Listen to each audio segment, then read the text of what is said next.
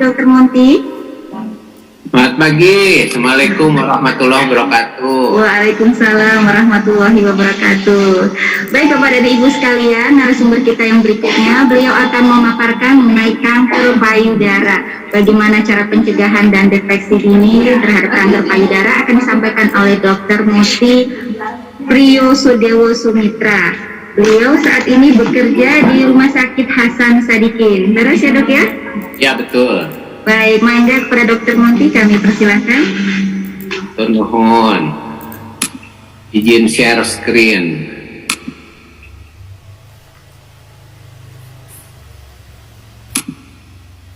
Nah, sudah terlihat ya?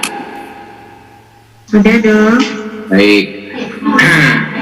Pada Ketua P2P kepada Kepala Dinas Kesehatan Kota Madya Bandung, kepada YKI, mungkin masih dengar tadi Dokter Diah ya, atau Dokter Popi pembawa acara, dan Dokter Andi yang lagi dalam perjalanan ini. Jadi pagi saya memperoleh kehormatan lagi nih untuk berbagi mengenai hal-hal yang berkaitan dengan kanker payudara. Jadi memang beruntung sekali juga, sayang mungkin YKI tadi udah meninggalkan karena kita berharap ada persepsi yang sama bahwa saat ini untuk kanker payudara sudah tidak bisa lagi sadari. Jadi nanti ibu pendengar Zoom sekalian, mohon memperhatikan adanya perubahan paradigma dari slogan sadari untuk deteksi dini kanker payudara sudah berubah menjadi deteksi secara klinis. Itu juga sudah saya sampaikan pada semua tenaga kesehatan pada acara bersama Dinas Kesehatan sebelumnya, karena hal-hal yang nanti akan saya sampaikan. Nah, jadi apakah payudara dan bagaimana bagian dalamnya itu sebenarnya penting untuk diketahui, karena banyak sampai hari ini ibu-ibu sudah hidup bersama payudaranya tetapi tidak mengerti apa yang dibawanya itu selama bertahun-tahun. Nah, mungkin pada kesempatan ini saya ingin berbagi bahwa pada payudara itu terdapat struktur yang terdiri dari lemak, terdiri dari saluran ASI, terdiri dari kelenjar-kelenjar ASI yang semua menjadi satu rumpunan seperti layaknya contoh faktualnya adalah seperti buah anggur. Jadi buah anggur, dalam tandan buah anggur itu tangkainya adalah saluran dan buah anggurnya adalah kelenjar yang bermuara di puting atau kita sebut secara kedokteran papila payudara. Apakah fungsi payudara dan siapa yang berperan mengembangkannya? Jadi memang payudara itu berkembang atau tidak berkembang itu ada yang berperan, yaitu hormon. Nah, fungsinya sendiri adalah memproduksi ASI untuk laktasi. Jadi memang sampai saat ini belum bisa dipungkiri bahwa hanya manusia saja yang terlalu peduli dengan payudara. Kalau makhluk-makhluk lain yang punya payudara sih enggak terlalu heboh ngurusin payudara. Tapi kalau kita selain memproduksi ASI, juga bermacam-macam penampilan itu ditampilkan oleh payudara, sehingga seringkali ada ibu-ibu datang untuk menanyakan apakah besar kecilnya itu mempengaruhi dan lain sebagainya. Padahal fungsinya sebenarnya hanya untuk menghasilkan ASI untuk laktasi. Nah, perkembangan payudara dipengaruhi oleh beberapa hormon, yaitu hormon estrogen, progesteron, prolaktin, oksitosin, hormon tiroid, kortisol, dan growth hormon. Untuk khusus hormon estrogen, dia merangsang perkembangan saluran. Nah, saluran itu yang tadi saya sebutkan dalam contoh yaitu seperti tandan anggur. Nah, tangkai-tangkai yang berwarna coklat itu adalah salurannya atau ductus. Sedangkan progesteron adalah yang anggurnya, jadi si kelenjar-kelenjarnya. Sementara ada hormon prolaktin yang bertugas untuk menstimulasi proses menyusui. Apakah masalah yang dapat terjadi di payudara? Jadi kalau bicara payudara itu tidak selalu bicara kanker. Banyak hal yang bisa terjadi di payudara. 80% kelainan di payudara adalah jinak, sedangkan untuk 20%-nya ganas. Nah, kalau yang 80% yang jinak itu bisa terjadi infeksi payudara atau kelainan saluran ASI. Saluran ASI apa yang ada kelainannya itu? Misalnya keluar cairan. Jadi kalau keluar cairan selama ini baik YKI maupun organisasi lain seringkali memberi informasi bahwa keluar cairan dari puting itu menjadi waspada. Betul, perlu waspada, tapi tidak selalu kanker. Karena kelainan dari saluran ASI juga dapat menyebabkan keluar darah atau keluar seperti getah dari puting. Tapi itu merupakan hal yang merupakan tanda atau sinyal bahwa ibu-ibu harus melakukan check up. Apakah betul ada sesuatu atau hanya kelainan biasa. Dan bisa diobati dengan obat biasa. Kalau mastalgia adalah nyeri. Nyeri pada payudara itu bisa dipengaruhi oleh ketidakseimbangan hormon. Nah, seringkali asumsi nyeri itu juga disalahartikan bahwa merupakan tanda kanker, karena justru perlu diingat bahwa kanker itu tidak nyeri, sama sekali tidak nyeri. Itu sebabnya kita harus memperoleh informasi apakah ada benjolan atau tidak dengan pemeriksaan gitu ya. Nah, terus kemudian ada benjolan jinak pada payudara. Jadi tidak semua benjolan pada payudara itu ganas. Mayoritas jinak. Jadi sebenarnya banyak hal yang salah interpretasi selama ini, salah pengertian yang memang menjadi tugas kami untuk selalu mengingatkan dan meluruskan gitu ya. Nah, manajemen terapi kelainan payudara jinak. Kalau infeksi ditentukan jenisnya apa, dikasih antibiotika. Kalau mastalgia biasa pengaruh hormonal, biasanya dikasih antihormon. Nah, kemudian kelainan duktus, biasanya keluar cairan. Nah, biasanya kita akan melakukan pemeriksaan cairan itu ke bagian sitologi di laboratorium jaringan. Biasanya mayoritas itu tidak ada kelainan, maksudnya bukan kanker, hanya sedikit sekali prosentasenya kanker. Nah, sementara informasi di luar, kalau keluar cairan dari puting, tanda kanker tidak selalu itu. Jadi hari ini saya coba luruskan, menempatkan pada faktanya bahwa tidak semua keluar cairan dari puting itu kanker, tapi keluar dari cairan dari puting harus membawa ibu untuk melakukan pengecekan. Sekali lagi, tidak semua keluar cairan dari puting itu kanker. Kemudian benjolan jinak. Jika ukuran di bawah 1 cm, observasi selama 3 bulan. Tapi kalau benjolannya itu 2 kali menstruasi bertambah besar, nah itu harus segera dilakukan pemeriksaan. Nah, saat ini kami dari dokter-dokter yang bergerak di bidang onkologi, terutama yang menangani payudara, itu sudah tidak lagi menganjurkan sadari. Jadi sadari itu era lama, paradigma lama, cetakan lama. Tapi kalau yang edisi baru, cetakan baru, paradigma baru adalah sadarnis.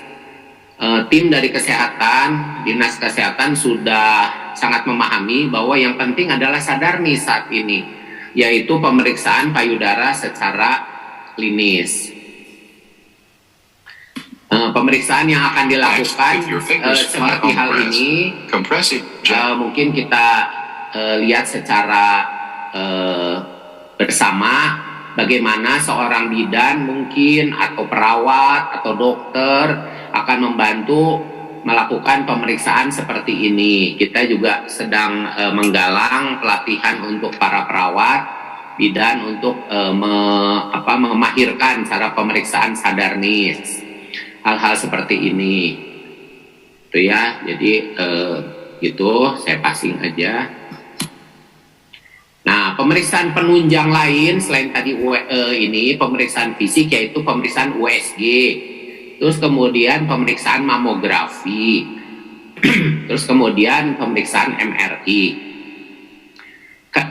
Sering ada pertanyaan, apakah pemeriksaan USG dengan mamografi lebih bagus mamografi atau MRI? Atau mamografi atau USG. Nah, permasalahannya begini. Masalah pemeriksaan dengan mamografi dan USG dulu, balik lagi paradigma dulu, itu selalu mamografi diutamakan, USG tidak diutamakan. Tapi sekarang dengan alat USG yang lebih terbaru dan yang saya ketahui banyak fasilitas kesehatan terutama puskesmas di Kota Madya Bandung umumnya sudah mempunyai USG, dan saya sendiri juga sudah melakukan beberapa kali tatap muka dengan dokter di puskesmas bahwa umumnya mereka sudah mulai melakukan pemeriksaan, karena mereka juga melakukan pemeriksaan katakanlah untuk kandungan. Mereka juga ingin mendapat pelatihan untuk payudara, dan itu sebenarnya jauh lebih mudah. Nah, karena kemudahan itu maka dianjurkan untuk melakukan pemeriksaan sadarnis dan dilanjutkan dengan USG, tidak selalu harus mamografi. Sedangkan untuk pemeriksaan dengan MRI itu hanya dilakukan pada wanita-wanita dengan riwayat keturunan yang ketat. Ketika bapak, ibu, nenek ada kanker payudara, saudara, sepupu ada kanker payudara, maka kita menganjurkan pada ibu-ibu tersebut yang dekat relasinya itu untuk melakukan MRI. Dulu sadari, sekarang masih. Nah, ini yang tadi saya coba dengung-dengungkan. Jadi karena ada beberapa institusi yang masih menggunakan sadari. Ayo sadari. Permasalahannya begini, karena tidak semua orang bisa melakukan interpretasi terhadap organ payudaranya sendiri. Apakah ini apa-apa? Apa ini penebalan aja? Apakah ini benjolan? Apakah ini istilah bahasa Sundanya kelenjar payudara nungabagel? Atau apa? Nah, itu justru yang akan menjerumuskan kita sehingga kadang-kadang terlambat temuannya. Makanya sekarang tidak lagi sadari tapi harus sadarnis. Pemeriksaan payudara secara klinis itu adalah step pertama. Jadi sadari adalah generasi 70-an, kalau generasi milenial itu harus sadarnis. Nah, ini dulu sadari, sadarnis, pemeriksaan USG. Sekarang sudah berubah menjadi sadarnis dan langsung pemeriksaan penunjang. Karena sadari itu terlalu banyak variabel pengaruh dari pasiennya sendiri. Ini mah ngebagel, ini mah mungkin ASI yang nggak lancar segala macam. Nah, ini yang menjadi permasalahan sehingga seringkali yang datang ke Hasan Sadikin itu stadiumnya terlambat kalau ternyata kanker gitu. Nah, ini mengapa harus sadarnis? Sadarnis itu tujuannya kita selalu untuk memberi kewaspadaan pada ibu-ibu untuk mengawasi payudaranya. Makin dini temuan, misalnya ada kanker pada stadium dini, maka keberhasilan pengobatan nomor satu. Kedua, biaya walaupun ditanggung BPJS pun itu akan lebih kecil. Apa stadium dini itu? Adalah keadaan di mana tidak teraba benjolan. Nomor dua, dan ditemukan secara USG atau mamografi. Nah, Kalau stadium lokal lanjut, artinya udah stadium lokal lanjut tuh artinya udah ada unsur lanjutnya. Itu berarti teraba benjolan. Nah, terus kulit seperti kulit jeruk. Puting tertarik ke dalam. Keluar darah dari puting yang terus-menerus. Kemudian payudaranya sudah mulai ada luka, lecet. Nah, itu adalah stadium lokal lanjut. Jadi udah mulai berjalan, tidak lagi dini nih. Nah, dari statistik yang kita buat studi, research, dari 1.000 orang ternyata mereka sebenarnya sudah melakukan sadari. Tapi karena pengertiannya bahwa kalau ciri-ciri kanker payudara itu ada benjolan, ada puting melesek ke dalam, ada perubahan bentuk payudara, ada keluar cairan dari puting, ada ruam kemerahan, ada perubahan kulit. Mereka mencari itu pada sadari. Akibatnya bukan datang pada stadium dini, malah mereka sebenarnya datang pada lokal lanjut. Nah, kalau datang pada lokal lanjut, tentu prospek kedepannya akan lebih kurang baik daripada stadium dini. Nah, sementara kalau stadium lanjut adalah nyeri tulang, tidak sadar, bahkan perut membesar. Kelainan payudara yang bersifat ganas itu berasal dari saluran ASI. Yang tadi kalau kembali saya ingatkan, kalau pakai ilustrasi buah anggur satu tandan, nah itu batang-batangnya itu adalah saluran ASI. Nah, itu 80%. Nah, selain itu yang tadi saya sebut lewat bentuk itu besar kecilnya kadang-kadang dipengaruhi oleh kadar lemak, kadar pendukung selain struktur kelenjar. Nah, struktur penunjang ini juga dapat menjadi sesuatu yang ganas. Maka tapi prosentasenya lebih kecil.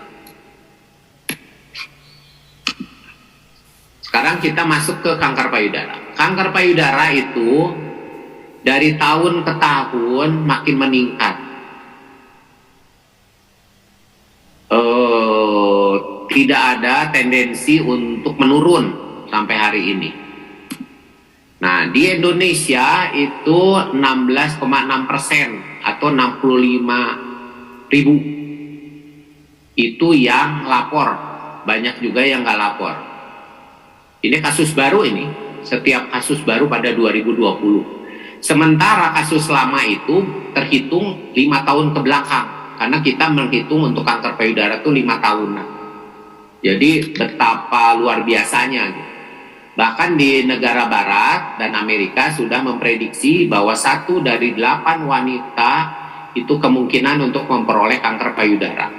Kalau di Jawa Barat katakanlah 42 juta, wanitanya 24 juta, 1/8-nya itu berarti 3 juta wanita di Jawa Barat punya potensi untuk kanker payudara berdasarkan prediksi dari ilmuwan-ilmuwan di barat.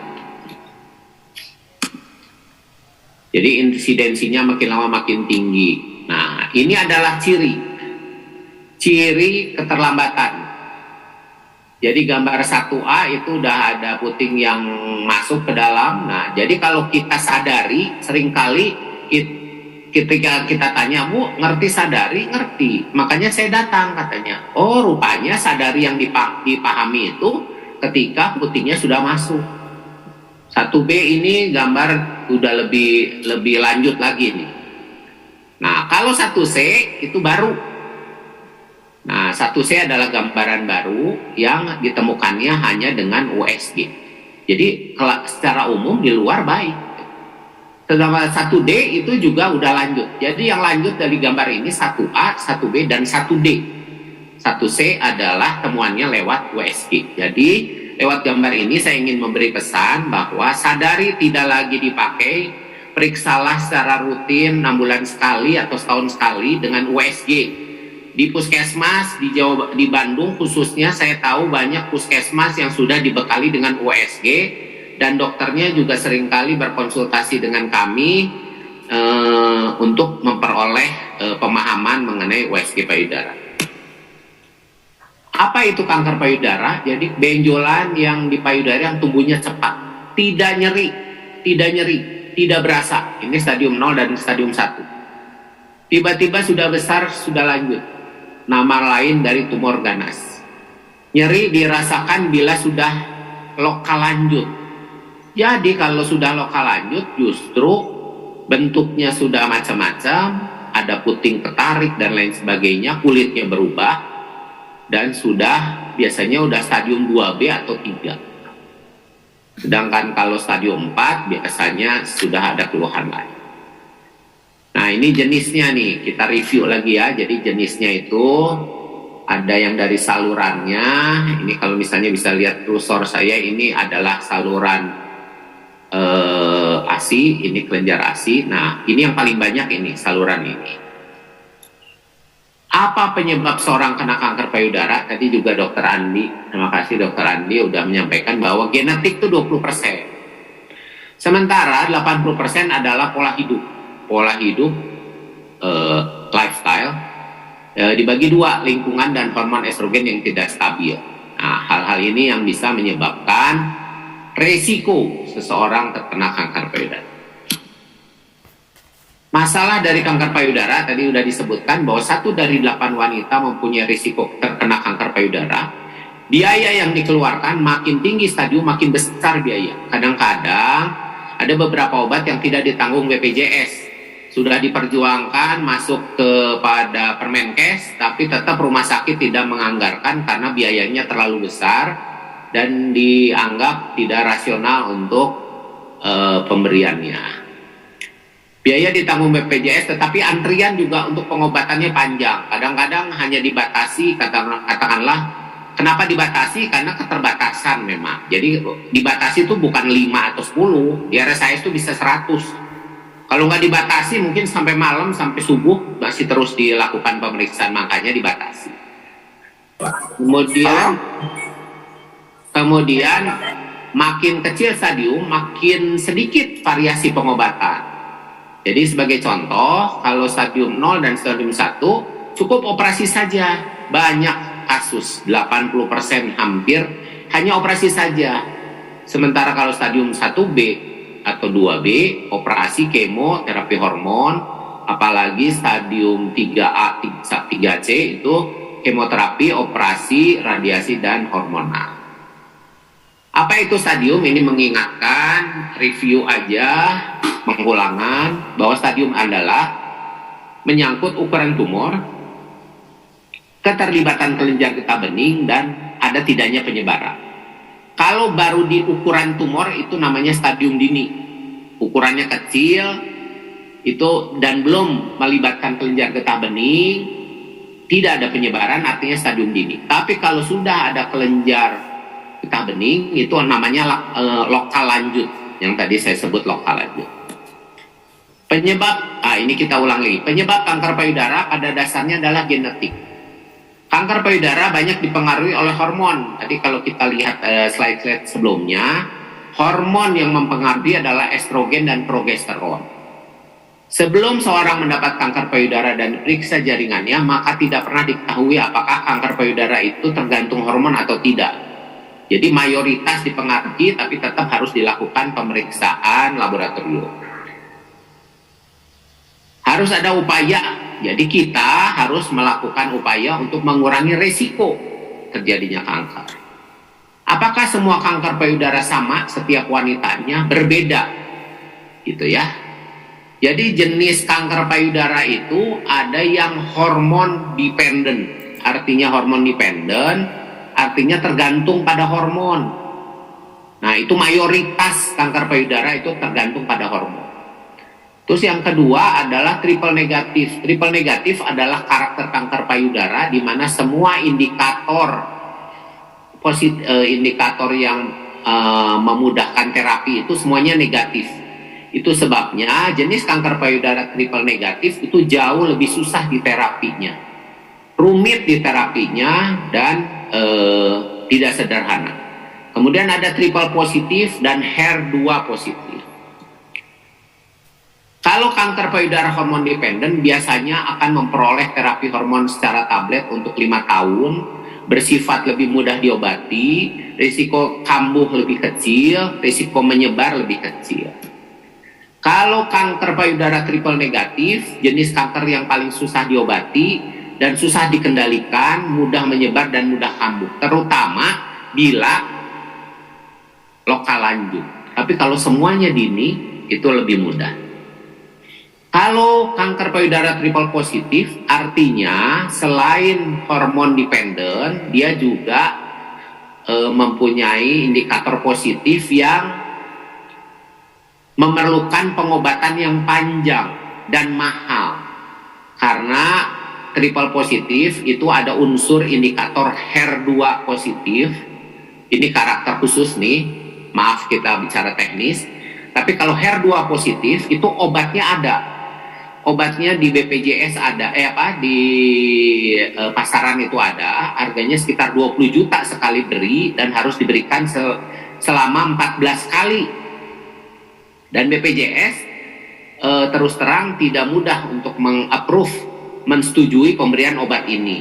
Jadi sehingga seringkali banyak kasus tidak diberi nih. Jadi hanya diberi obat kemoterapi lainnya.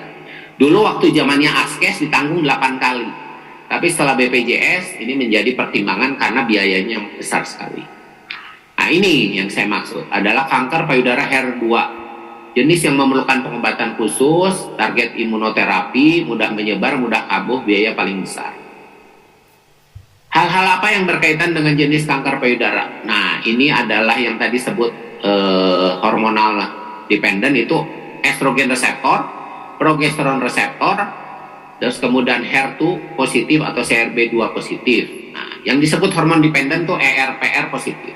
Triple negatif tuh ERPR negatif, HER2 negatif. Triple positif, ER positif, PR positif, HER2 positif. Jadi, kalau ada keluarga mungkin kenalan kena kanker payudara, maka ibu-ibu bisa memberi simpati dengan menanyakan apa jenis kankernya.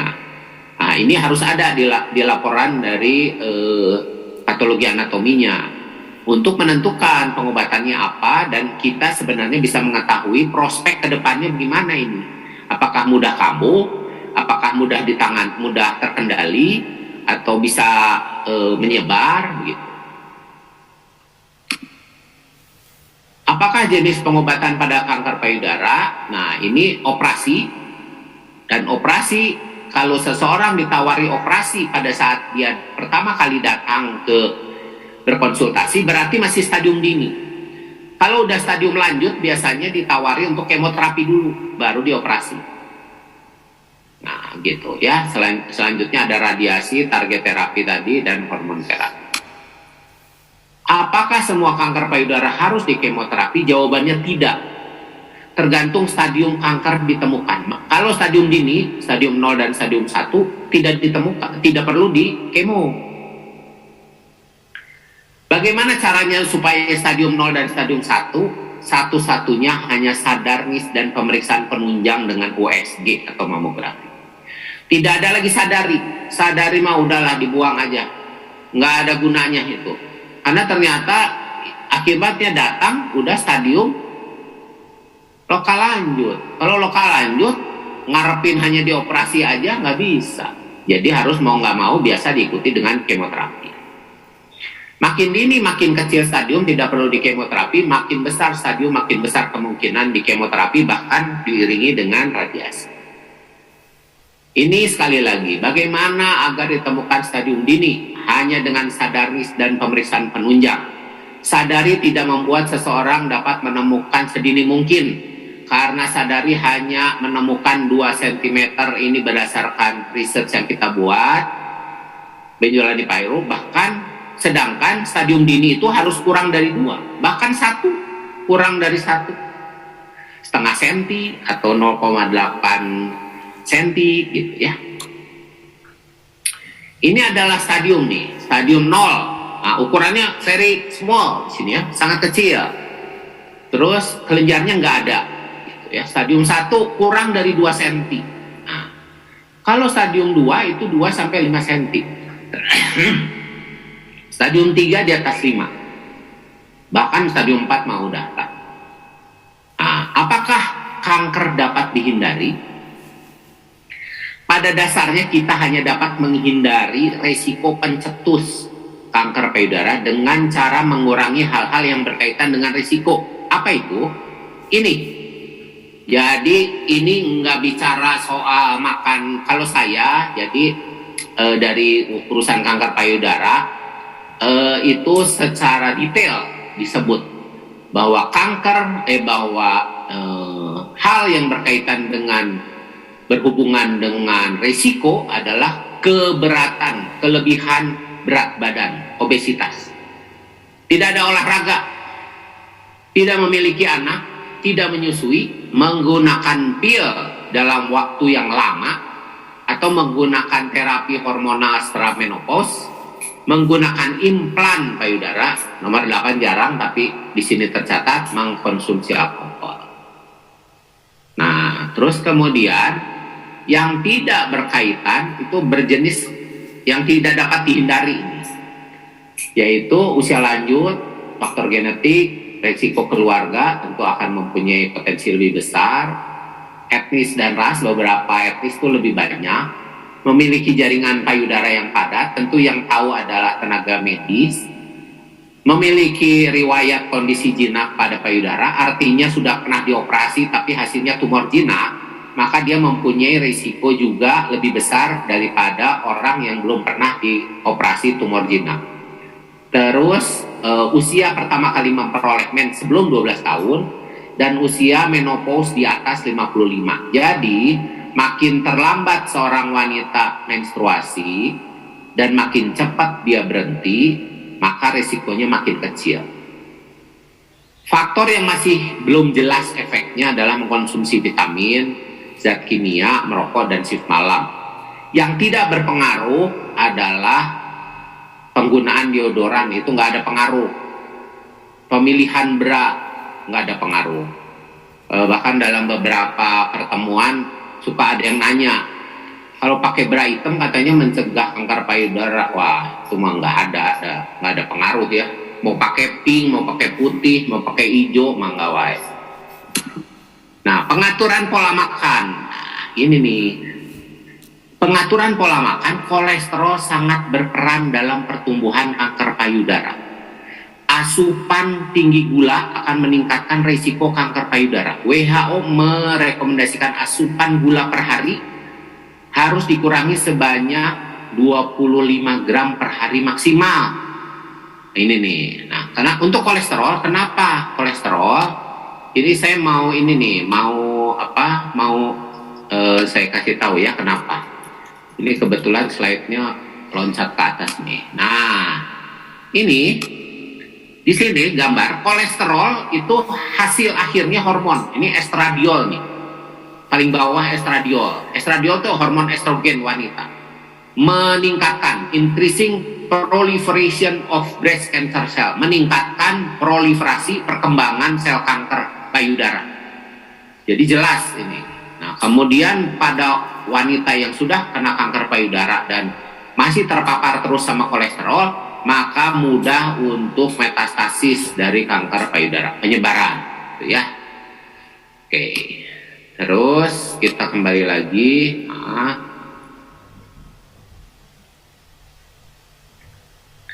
Nah, jadi ini mohon dipahami. Nah, kolesterol itu adanya di mana? Nah, kalau saya memberi nasihat pada pasien-pasien yang berkonsultasi, saya mempermudah dengan begini: tidak makan santan, tidak makan ayam negeri, dan tidak makan daging yang berlemak. Itu biasanya akan mayoritas mengurangi kolesterol secara umum, secara awam. Bakso, jeroan, iga buntut, nah itu sudah tidak. Nah, itu sering keluhan, aduh jadi saya makan apa? Jadi ibu-ibu memang pendek akal, seolah-olah udah nggak ada makanan lain selain yang tadi saya sebut. Padahal masih banyak makanan yang lain. Jadi memang ada perubahan pola hidup itu tidak mudah, harus disertai dengan keinginan untuk sehat gitu ya. Nah, yang kedua adalah pola aktivitas olahraga. Olahraga akan menurunkan risiko terjadinya kanker payudara hingga 25% jika berolahraga secara rutin. Olahraga sedang seperti jalan cepat dan bersepeda. Saya rasa itu. Terima kasih. Teh, mangga saya kembalikan. Baik, Dokter Monty, Masya Allah luar biasa sekali ilmunya Dokter Monty. Ini sudah ada banyak sekali pertanyaan, Dok. Berkenan ya, Dok, ya, untuk menanggapi pertanyaan dari para peserta kegiatan hari ini. Ya.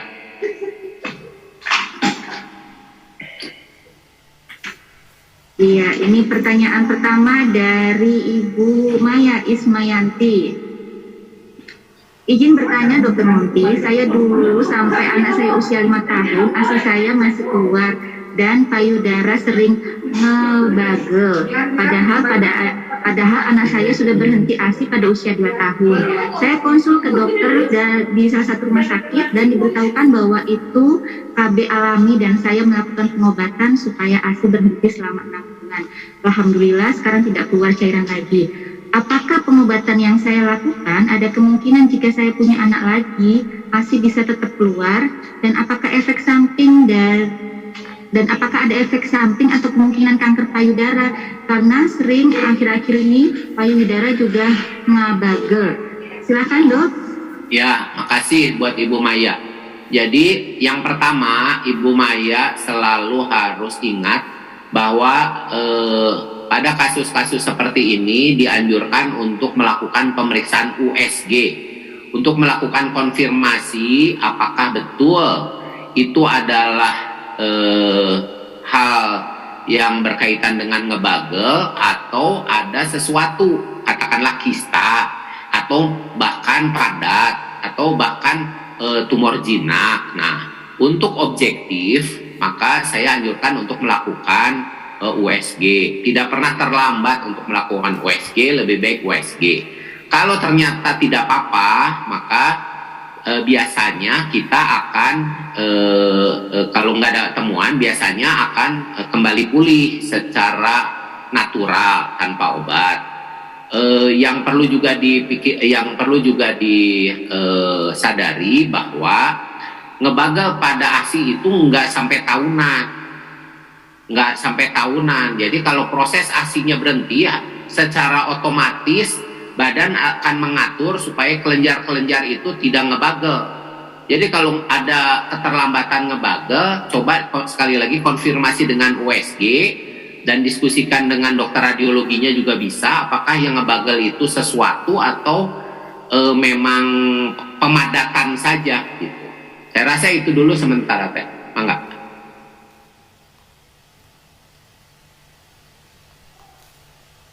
Masih mute, bentar. Baik, terima kasih, Dok, tanggapannya begitu, Bu Maya. Selanjutnya, Dok, ini dari Bu Intan Yuniati. Sebentar, Dok, saya tidak besarkan dulu. Izin bertanya, Dokter Monty, saya kebetulan waktu gadis ada benjolan di kiri kanan dan sudah diangkat melalui operasi. Sesudah anak saya usia 7 tahun ada lagi benjolan dan sudah diangkat juga melalui operasi. Sekitar 3 tahun yang lalu saya rasa kenapa ada benjolan saya makin banyak. Akhirnya saya berobat ke salah satu dokter dan dilakukan USG. Ternyata benjolan saya ada sekitar 13 benjolan. Tetapi dokter bilang itu isinya hanya cairan dan tidak apa-apa. Dan tidak usah dilakukan operasi lagi. Bahkan saya tidak dikasih obat apapun. Apa memang seperti itu, Dok? Ya, makasih. Jadi untuk Ibu Intan Yuniarti, yang pertama kali yang harus ada perubahan diri adalah perubahan pola makan. Suka tidak suka, paparan hormon estrogen pada badan ibu harus dikendalikan dengan cara mengendalikan makan dan olahraga. Jangan selalu berpikir, berasumsi untuk diberi obat. Karena tanggung jawab pribadi juga harus bekerja, dalam arti berperan. Karena makan itu, input hormonal itu bahan dasarnya adalah dari makanan. Kalau makanannya masih diulang, maka dia akan memperbesar risiko ketidakseimbangan hormon estrogen yang akan menyebabkan adanya benjolan pada payudara. Nama keluhan kelainan pada Ibu Intan namanya FCD of the breast. fibrokistic disease of the breast. Biasanya baru akan dilakukan tindakan jika ukurannya di atas 1,5 cm. Kalau di bawah 1,5 cm, maaf bicara, walaupun 30, 40, 50 benjolan, tapi ukurannya di bawah 1,5 cm, biasanya tidak diapa-apakan. Tetapi kalau di atas 1,5 cm, katakanlah 2,5, 3, walaupun cuma 1, itu biasanya akan dianjurkan untuk dioperasi karena sudah ada perubahan karakter dari ukuran. Nah, tetapi apa yang harus kita lakukan? Sekali lagi harus ada upaya mengurangi, menyeimbangkan kadar estrogen. Yang perlu juga dipahami bahwa pemberian obat untuk benjolan di payudara itu umumnya mempunyai efek antihormon. Dan efek antihormon atau kompetitor hormon akan berpengaruh terhadap menstruasi. Nah, kadang-kadang kalau kita berikan, nanti akan ada gangguan menstruasi. Maka ibunya datang lagi, dok ini menstruasinya nggak benar. Nah, jadi payudaranya belum beres, ada menstruasi nggak benar juga gitu. Makanya upaya untuk menetralisir, menyeimbangkan satu-satunya dengan merubah pola hidup. Itu teh.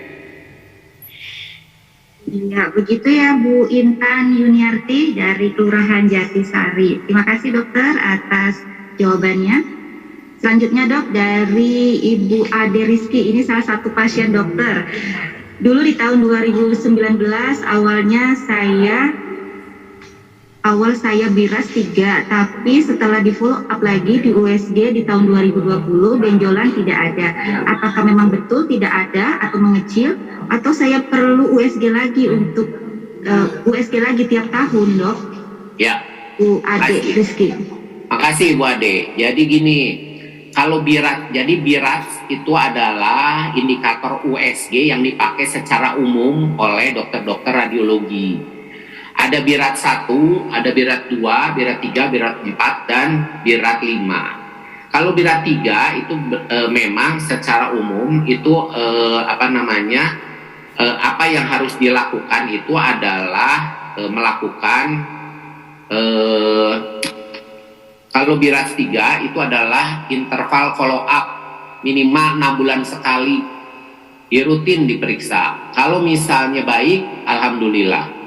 Tapi kalau dia bisa aja tiba-tiba tidak terlihat, terus kemudian membesar lagi. Nah, itu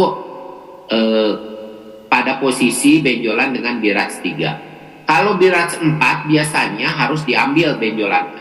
Kalau biras 5 biasanya juga harus diambil. Kalau biras 6 biasanya mayoritas adalah ganas. Jadi biras 3 itu ada di tengah. Kita cukup melakukan follow up, dan kalau hilang alhamdulillah, tetapi rutin 6 bulan, paling cepat paling lambat 1 tahun harus selalu dilakukan pemeriksaan USG karena sudah pernah ada kelainan di payudara gitu. Ya, terima kasih dokter. Begitu ya dokter Rizky. Ini juga salah satu pasien dokter ini, Bu Rizky, Bu Ade Rizky. Ya, selanjutnya dok, dari Ibu Titi Anhar, izin bertanya, untuk faktor resiko yang berhubungan dengan gaya hidup yang salah satunya penggunaan pil KB, untuk kasus seperti ini, kira-kira batas penggunaan pil KB berapa lama dok, dan biasanya resikonya berapa persen? Mangga dok. Ya, makasih Ibu Titik Anhar. Jadi yang sekali lagi harus dipahami dan dicoba untuk dicerna adalah maksud penggunaan kontrasepsi KB, entah pil, entah suntik, entah implan, itu ada batas waktunya. Artinya gini, kalau misalnya menikah umur 21 punya anak, 22 punya anak, 23 punya anak, usia 24 ikut KB. Sekarang usia 40 masih pakai KB, 20 tahun pakai KB, itu mempunyai resiko lebih besar untuk memperoleh kanker payudara daripada ibu-ibu yang tidak ikut KB. Itu catatannya. Itu sebabnya harus dipahami bahwa pil KB itu adalah konsep dasarnya menjarangkan dan mencegah terjadinya kehamilan. Tapi ada batas waktunya, nggak bisa menggunakan pil atau suntik untuk puluh tahun, nggak bisa. Kalau untuk mau puluh tahun akan lebih mudah, lebih aman, itu adalah dengan IUD. Itu untuk mencegah secara mekanik aja penempelan di uterus. Tapi kalau pil itu ada batas waktu, suntik ada batas waktu, implan ada batas waktu. Jadi sekali lagi betul-betul dicerna nih. Kita mau ngerencanain punya anak berapa? 11? Nah enggak, sok aja diterusin sampai 11, habis itu steril gitu. Atau sampai cukup 3 atau 2, laki 2, perempuan 2, kurang, laki 3, perempuan 3, mah enggak.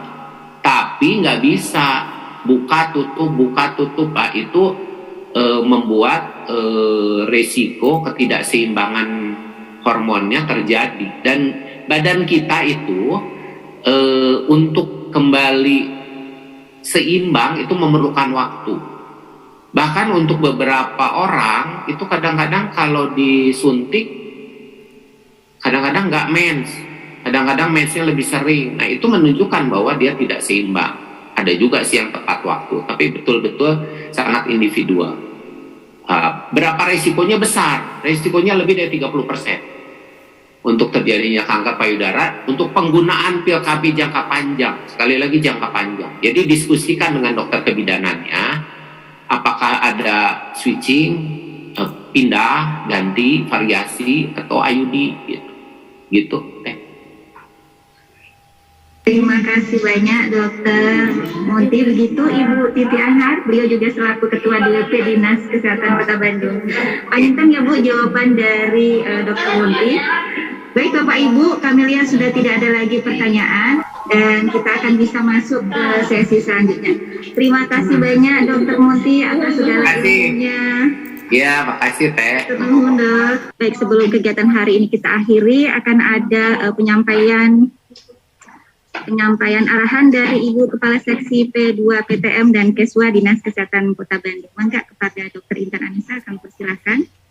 Baik, terima kasih ibu-ibu dan bapak-bapak, karena saya lihat juga ada beberapa orang bapak yang hadir. Terima kasih telah hadir sejak pagi dan mengikuti sampai selesai. Dan saya juga mohon izin untuk menghaturkan terima kasih kepada Ibu Ketua DWP Kota Bandung, Ibu Cici Emma Sumarna yang berkenan membersamai kehadiran kegiatan kita pada hari ini dari pagi sampai siang hari. Hatur nuhun Ibu. Sami-sami Ibu. Bapak Intan, sami-sami. Ya, hatur nuhun. Kemudian saya lihat juga ada Bapak Lurah Pungkur dari Kecamatan Regol yang hadir secara pribadi mengikuti kegiatan ini, dan juga ada dari kelurahan-kelurahan lain. Kami menghaturkan terima kasih banyak. Harapannya apa yang sudah disampaikan oleh para narasumber kita sejak tadi pagi sampai siang hari ini bisa memberikan tambahan wawasan dan pengetahuan, dan bukan hanya itu, tetapi juga membuat kita semakin menyadari bahwa kesehatan diri kita ini sangat penting. Kami menghaturkan terima kasih banyak atas kesediaan Bapak Ibu untuk meluangkan waktu untuk bisa hadir bergabung bersama kami pada hari ini. Mohon maaf apabila dalam pelaksanaan kegiatan ada hal-hal yang tidak berkenan, ada kekurangan kami baik atas ucap dan sikap. Kami haturkan terima kasih kepada para narasumber yang sharing hal-hal yang sangat berharga untuk kita semua pada hari ini. Terima kasih sekali lagi. Wabillahi taufiq wal hidayah. Wassalamualaikum warahmatullahi wabarakatuh.